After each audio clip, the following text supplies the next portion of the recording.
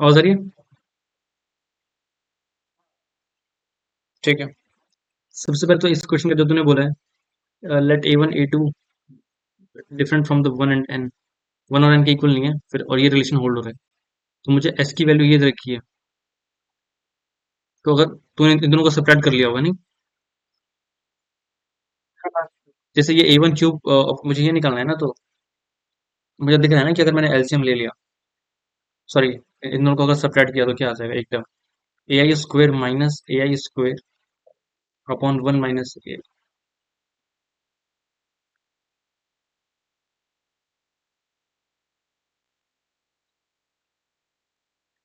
हाँ, तो ए I square upon ये हो गया वन माइनस ए आई, तो ये आ जाएगा A I square minus A I cube minus A I square divide by one minus A I ना। तो ये तेरा क्या आ जाएगा, A I cube upon A I minus one नहीं। अगर तू इसको इसमें सब्ट्रैक्ट कर रहा है तो यही बन रहा है ना पहला टर्म, यही वाला, राइट? नहीं?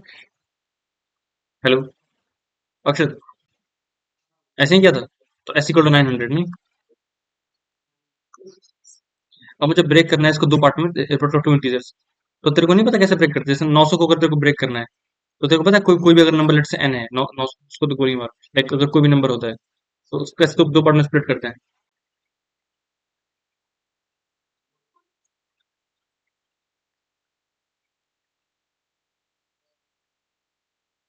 एक मिनट, और कोई है क्या?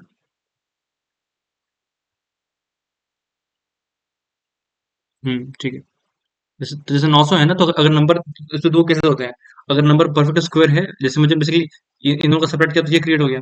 तो 900 को ब्रेक करना है टू पार्ट्स में, सो दैट की डिफरेंस तुम्हारा, आई मीन डिफरेंस बोल रहा हूँ, वो सॉर्ट हो। तो देखिए, जैसे मान ले तेरे पास वो होता है, एक बार को वो प्रोड्यूस नहीं है, 29 मान ले, सॉरी 29 नहीं, मतलब इसके कुछ फैक्टर्स हो, 35 मान ले। तो इसको कैसे स्प्लिट कर सकते हैं? 1 into 35, 35 into 1, 7 into 5, 5 into 7 ना। तो दो तरीके से, चार तरीके से स्प्लिट कर सकते हैं। तो ये क्या हो गया, नंबर ऑफ डिवाइजर हो गया ना डायरेक्टली। ये 75 है, तो अगर नंबर परफेक्ट स्क्वायर नहीं है, पर देखो यहाँ तो हो क्या है ना कि अगर नंबर परफेक्ट स्क्वायर नहीं है तो होता क्या है कि, लाइक जैसे अगर मैं एक दो पार्ट स्प्लिट करता हूँ, N one into N two, तो एन वन एन टू में कोई ना कोई बड़ा होगा ना, फॉर श्योर। इक्वल नहीं होंगे बेसिकली। तो पता है ना कि अगर मैं दो पार्ट स्प्लिट कर रहा हूँ हमेशा, तो या तो एन वन एन टू से बड़ा होगा, या तो एन टू एन वन से छोटा होगा। इक्वल नहीं हो सकते ना, वरना नंबर परफेक्ट स्क्वायर हो जाएगा। सही बात है। अगर मैं किसी भी नंबर को दो पार्ट में ब्रेक कर रहा हूँ, तो दो let's say N one N two में ब्रेक किया, तो या तो एन वन एन टू से बड़ा होगा, या लाइक वो से बड़ा होगा या वो से बड़ा होगा। तो अगर दोनों इक्वल होंगे तो परफेक्ट स्क्वायर होगा नंबर ना, है कि नहीं अक्षर? हेलो। तो यहाँ पे जो 900 है वो परफेक्ट स्क्वायर, तो यहाँ पे ऐसे ऐसे स्प्लिट नहीं कर सकते। जैसे ये जो नंबर था, ये परफेक्ट स्क्वायर नहीं था, तो यहाँ पे तुम क्या करोगे? देखो, इसके जो फैक्टर्स है, नंबर ऑफ डिवाइजर्स हैं, उतनी तरीके से ब्रेक कर पाए ना। जितने डिवाइजर्स होंगे उतना उतना उतना टाइम इंटरेस्ट फैक्टर आ जाएगा ना। समझे? नहीं, तो जितने डिवाइजर्स हैं 35 के, वो सब आ गए ना, वो उतने तरीके से ब्रेक कर सकते हो, है कि नहीं? अगर नंबर परफेक्ट स्क्वायर नहीं है तो सब, आप बात समझ आ रही है? लेकिन अगर 36 आ गया तो वहां पे क्या होगा, जो कि 21 आएगा वो 6 into 6 आएगा ना। तो जब ये वापस से परम्यूट करेगा, देखो हमारे पास 1 into 35 है और 35 into 1 भी आया है। समझे? तो इसका जो परम्यूटेशन हुआ वो दो केस काउंट हुए ना। लेकिन इसमें जब जब 36 का परम्यूटेशन का जो एक फैक्टर है 6 है, तो जब मैं लिखूंगा 6 into 6, तो इसका परम्यूटेशन वैलिड नहीं हो पाएगा ना। नहीं, समझ गए? तो जैसे 900 है, तो इसके फॉर्मूला क्या होता है, इसका उसको ब्रेक करने का जो तरीका होगा वो होता है नंबर ऑफ डिवाइजर्स प्लस 1/2 होता है। इसमें नंबर ऑफ डिवाइजर्स ही हो गए डायरेक्टली। दो बार स्प्लिट कर रहे हैं, मतलब सॉरी, यही दो केस वैलिड है ना, ये दो केस वैलिड हो गए ना, समझे? मतलब सॉरी, एक तो ये हो गया, एक second, as a product two integers basically. हाँ, तो यहाँ पे number of divisor by two आ जाएगा बेसिकली, ये बोल रहा हूँ। तो ये दो बार number of divisor by two, ठीक है। और इस केस में क्या आता है, नंबर ऑफ डिवाइजर, क्योंकि और प्लस 1/2, समझे? यहाँ पे ये फंडा है बेसिकली। तो 900 के फैक्टर्स निकाल दो, कितना आ जाएगा 900, 30 into 30, तो 6 into 5, तो 2 into 3 into 5 का स्क्वायर, तो 2 स्क्वायर, 3 स्क्वायर, 5 स्क्वायर, तो कितना आ जाएगा? 27, मल्टीप्लाई करो, 27 प्लस 1/2,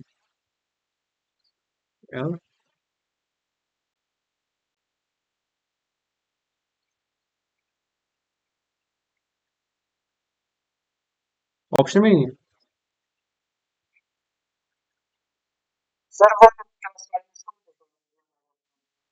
अच्छा इंटीजर्स बोला है, ओ गॉट इट, समझा। तो क्या अंतर पड़ जाएगा? दो पार्ट में स्प्लिट कर रहा हूँ अगर, तो जितने केसेस होंगे वो सारे डबल हो जाएंगे ना। जैसे इसने इंटीजर बोला है, तो अगर हमारे पास लेट्स से जो काउंट आया वो एन है, अब काउंट क्या हो जाएगा, एक काउंट, हर एक काउंट, जैसे मान लो 1 इंटू मैंने 900 लिखा, तो ये जो है ये भी एक्स्ट्रा आ जाएगा ना सर? नहीं, जितना ओरिजिनल काउंट है उसका डबल हो गया ना। तो पहले था 27 प्लस 1/2, ये हो गया 14, नहीं समझे? अब क्या हो जाएगा, इसका 10 दुगना हो गया ना, जितना काउंट था 28 आ जाएगा। समझे? नहीं समझ, नहीं समझे मैं क्या बोला? मैं बोला कि जब पहले था तो 27 प्लस 1/2 था। अब हर एक, जैसे जैसे ये एक तरीका वो ब्रेक करने का, तो इसका वो तब होता है जब नंबर नंबर प्रोड्यूस नहीं होता है, तो जिस तरीके से ब्रेक कर सकते हैं।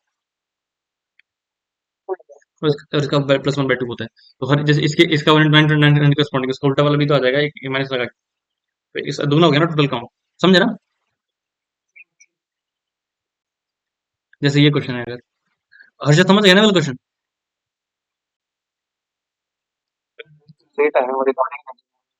ठीक है, यहाँ से स्टार्ट करते हैं, इसमें डाउट पूछा है। Three identical ball having the mass, तो मुझे निकालना है कि कितना reduce curvature just before collision B and C. ठीक है, तो इसमें देखो क्या है ना, मुश्किल समझ नहीं है पहली बात, तो इसमें तुम देखो ये जो पड़ा हुआ है, ये तुम्हारा स्मूथ हॉरिजॉन्टल टेबल पे पड़ा हुआ है, ठीक है। और नहीं नहीं, रुक जाओ। अरे नहीं यार, जैसे नहीं होता, इसमें एंगल होता आई गेस यूज भी नहीं पड़ेगा प्रोबेबली। इसने बोला है कि मुझे निकालना है जब जब जस्ट कोलिजन हो रहा है बी और सी के बीच में, बिल्कुल ऐसे रैंडमली स्टार्ट में किया करो, बिल्कुल टर्म्स एनालाइज करके स्टार्ट किया करो। क्या बात है 14 के बाद से मतलब? अच्छा छोड़ो, पहले इसको से फोकस करो पहले। तो देखो, इसने बोला है कि जब दोनों कोलाइड होने लगेंगे तब इसकी क्या होगी, रेडियस कर्वेचर। तो रेडियस कर्वेचर निकालने के लिए क्या निकालना होता है मेरे को? जैसे मेरे पास एक बॉडी है, जैसे मेरे पास एक बॉडी है, बॉडी नहीं, मान लो उसका जो एक्सेलरेशन है, उसकी वेलोसिटी हमारे पास डायरेक्शन में, तो एक्सेलरेशन जो है तुम्हारे पास लेट से ये है, और ये एंगल थीटा बना रहा है, ऐसे सोचना सोचना कैसे एग्जाम में, ये हो जाएगा ए कॉस और ये हो जाएगा ए साइन। तो मुझे किससे फोकस करना है? ये जो A sine theta normal acceleration है, तो ए साइन थीटा का square, sorry A sine theta equals to V square by R C. तो मुझे जो बॉडी का है वो नेट एक्सेलरेशन निकालना होगा और नेट वेलोसिटी निकालनी होगी। फिर एक्सेलरेशन का वो कंपोनेंट जो वेलोसिटी के परपेंडिकुलर है, वो होगा उसके वेलोसिटी का स्क्वायर अपॉन आर सी। यही कॉन्सेप्ट होता है। तो मुझे इस क्वेश्चन में ये सोचना होगा कि जब जस्ट कोलाइड होने वाला है, तो स्ट्रिंग में टेंशन कितनी, क्योंकि बॉडी में जो एक ही फोर्स लग रहा है वो टेंशन लग रही है। तो इसने बोला just just about to collide, तो सोच के देखो, जो इसमें टेंशन है वो बस इकलौती फोर्स है, वो इंटरनल फोर्स है। तो जब ये जस्ट अबाउट टू कोलाइड होगा, तो ये तुम्हारा ये वाला ऐसे हो जाएगा, और ये ऐसे जा रहा होगा, और ये ऐसे जा रहा होगा। और क्योंकि ये जो स्ट्रिंग है वो टाइट है, ठीक है, ये जस्ट अबाउट टू कोलाइड है, ठीक है, ये लेंथ जो लेंथ है वो बहुत ही कम होगी ऑफ कोर्स, ये एल हो जाएगी, ये भी एल हो जाएगी, और ये एम है, और ये भी तुम्हारा एम है, और ये भी तुम्हारा एम है। ठीक है, तो सोच के देखो क्या हो रहा होगा, कि ये तुम्हारा इधर विनोट से जा रहा था, ठीक है। तो अब क्योंकि स्ट्रिंग जो है वो टाइट है, ठीक है, स्ट्रिंग जो है टाइट है, तो अगर इसकी वेलोसिटी इधर वी होगी, तो इसकी भी वी होगी और इसकी भी वी होनी पड़ेगी ना, क्योंकि स्ट्रिंग टाइट है कि नहीं। ऑफ कोर्स इधर भी कुछ वेलोसिटी होगी, लेट से वी आर, वो रिलेटिव वेलोसिटी, वो वी आर तो होगी। क्योंकि बॉडी पे कॉन्टिनेंट फोर्स जो टेंशन लग रही है वो जब जब भी किसी इंस्टेंट पे, बस तो टेंशन जो है ऐसे डायरेक्शन में लग रही है, तो उसके हमेशा दो कंपोनेंट आ रहे हैं, तो जो मेरे और लेकिन इसका जो, लेकिन ये जो मेरा ये वाला ब्लॉक है, इसमें सिर्फ फोर्स हमेशा इस डायरेक्शन में आएगा, तो उसकी जो वेलोसिटी होगी वो सिर्फ कम होगी विद टाइम। ठीक है, तो इतना मुझे समझ आ रहा है कि किसी भी टाइम पे ये सिनेरियो रहने वाला है। और लेकिन ये वेलोसिटी वी भी सेम कब हो जाएगी, जब वो मतलब, और हमेशा ये सेम हमेशा रहेगी, क्योंकि जो स्ट्रिंग है वो टॉट है ना, टाइट है ना, तो स्ट्रिंग अगर टाइट है तो उसका component along the string same होता है, राइट? समझ रहे हो ना? तो ये जो हॉरिजॉन्टल वेलोसिटी है वो तो उन तीनों की सेम रहने वाली है। मेक सेंस यहाँ तक? ठीक है। अक्षय ठीक है। तो अब बस मोमेंटम कंसीडर कर दो, तो किसी भी टाइम पे, क्योंकि देखो एम्पियर एम्पियर एम्पियर कैंसिल ही कर जाएगा जब मोमेंटम लिखोगे, तो मोमेंटम कंसीडर करके कोई नेट फोर्स नहीं, तो MV not should be equals to what, 3 m into v आ जाएगा, तो v should be equals to v not by 3 आ जाएगा, तो v should be equals to v not by 3 आ गया, पहली बात। अब दूसरा फंडा क्या है?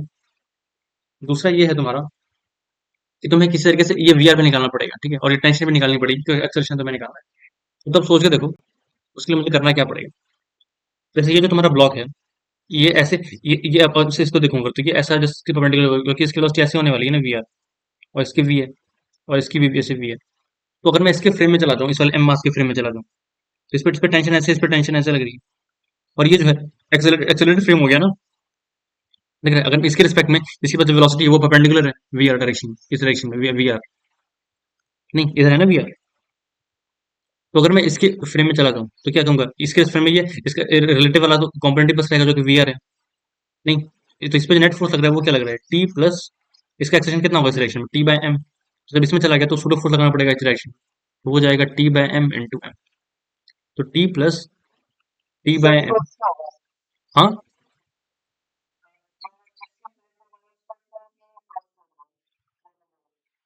एक सेकंड रुको।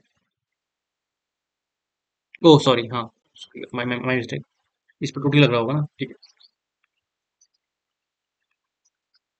बाकी इसका भी है, ठीक है। तो ये हो जाएगा, इसका एक्सेलेरेशन आएगा वो उधर, इस पे एक और लग रहा है टी उधर से, तो ये हो जाएगा टू टी बाई एम। तो इस पे ये जो ब्लॉक है तुम्हारा, इस पे अगर इधर की तरफ फोर्स जो वो होगा T plus two T by M into M.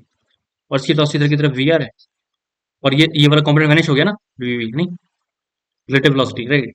तो इस पे नेट फोर्स कितना सेंटर की तरफ, this one three T should be equals to what, ये लेंथ एल है, तो three T should be equals to M V R square over L. ये टेंशन की वैल्यू आ गई। अब सवाल बस एक ही है कि वी आर कैसे आएगा। तो वी आर आ जाएगा कहाँ से, एनर्जी कंजर्वेशन से ना। कहीं बस टेंशन ही लग रही है पूरे सिस्टम पे, और कोई तो फोर्स है नहीं ना, you can conserve the energy right. Akshar सही है। Half V not should be equals to one by two into M into V R, I mean Akshar, ठीक है। तो ये हो गया, और plus half M V square, ये किसी टाइम पे हमारे पास इक्वेशन तो ये आ जाएगी, half M V not square should be equals to M V square plus M V R square plus M V square by to.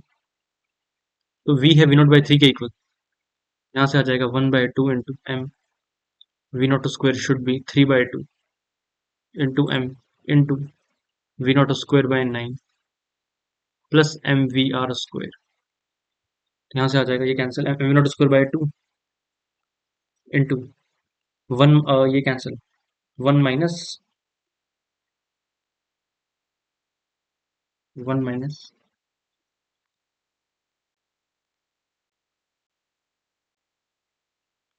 मैं रिपीट तो नहीं करूंगा, मैंने बोला था एक बजे तो इसके बाद से फोकस कर लेना। M V not square by two ये कैंसिल हो गया, recording I have, this one is one minus one by three should be M V R square, this is cancel हो गया। तो what we're getting is v naught square by 2 into 2 by 3 का root should be equal to V R. तो V R आ गया तुम्हारा V not by root three. नहीं, अब तुम्हारे पास जो हमारी बॉडी थी उस पर ये लग रहा था, और अब देख सकते हो कि ये जो बॉडी है इस पर टेंशन इधर लग रही है, एक टेंशन इधर है, मतलब और एक वेलोसिटी इधर की तरफ है, वी इधर की तरफ है वी आर, और v इज इक्वल टू है वी नॉट बाई थ्री, और वी आर है V not by root three. तो तुम्हें क्या करना है, जो अभी हमने कॉन्सेप्ट डिस्कस किया था, क्या होता है कि तुम्हें नेट वेलोसिटी पहले निकालनी पड़ती है, ठीक है, एक्सेलरेशन कॉम्पोनेंट लेने होते हैं, तो पहले नेट वेलोसिटी निकालो।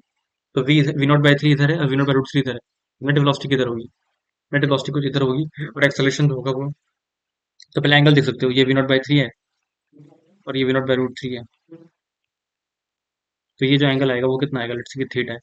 तो tan theta should be how much, V not by root three upon V not by three into three by V not. तो tan थीटा ये एंगल आएगा 60 डिग्री। तो बॉडी पे जो नेट वेलोसिटी है वो है तुम्हारे पास V not square by three into four by three आ जाएगा। तो ये आ गया तुम्हारे पास two V not by three, और जो एक्सेलेरेशन है वो तुम्हारा है टी बाई एम, और जो टी था हमने निकाला था, एक्सेलेरेशन कितना आएगा इसका, इस पे मतलब ग्राउंड के फ्रेम में तो बस यही फोर्स है ना, इसके पास टी ही लग रहा होगा राइट, ग्राउंड फ्रेम में देखते हैं ना अक्षर, टी निकालने के लिए इस फ्रेम का यूज किया ना, बट एक्चुअल जो इस पे टी लग रहा है ना ग्राउंड ग्राउंड के रिस्पेक्ट में।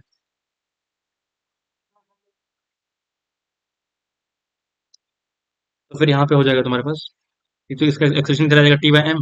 तो what is V R is V not by root three, three T should be M by L into V R is V not square by 3, तो टी आ जाएगा तुम्हारे पास। एक सेकेंड, हाँ ठीक है, M V not square by 9 L. तो T by acceleration आ गया, वो आ गया वी नॉट स्क्वायर बाय 9। अब अगर ध्यान से देखो, हमें किसे कॉम्प्लीट करते हैं, ये एक्सेलरेशन कितना आया, V not square by 9 L. जो वेलोसिटी आई वो कितनी आई, वो आई 2 v0/3। अब देखो सेम कॉन्सेप्ट पे आ चुका है, तो इसका जो एंगल 30 है और थीटा 60 है, तो किसके कॉम्पोनेंट लेते हो एक्सेलरेशन के, तो इधर आएगा तुम्हारा ए कॉस थीटा, इधर आएगा ए साइन थीटा। तो ये तुम्हारे पास क्या आ गया कि A sine theta should be equal to 2v0/3, 3 का स्क्वायर अपॉन आर सी।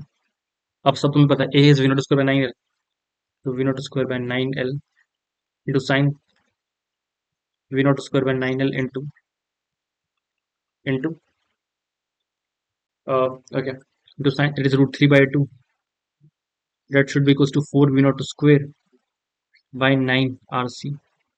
ये गया, ये ये गया, तो √3 RC is 2L, sorry 8L, तो RC will be